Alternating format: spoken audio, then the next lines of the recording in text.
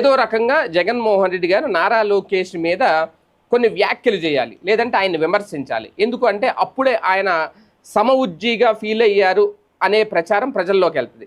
ఆ విషయంలో చాలా ట్రాప్ వేస్తున్నారు నారా లోకేష్ జగన్మోహన్ రెడ్డి గారికి.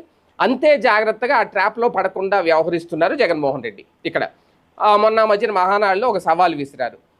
ఆ వర్షా భూముల వ్యవహారానికి సంబంధించి 99 పైసలకి ఇచ్చుంటే, రూపాయికి ఇచ్చుంటే ఎకరం నిరూపించండి, నేను రాజకీయాలు వదిలేస్తానంటే ఒక సవాల్ విసిరారు.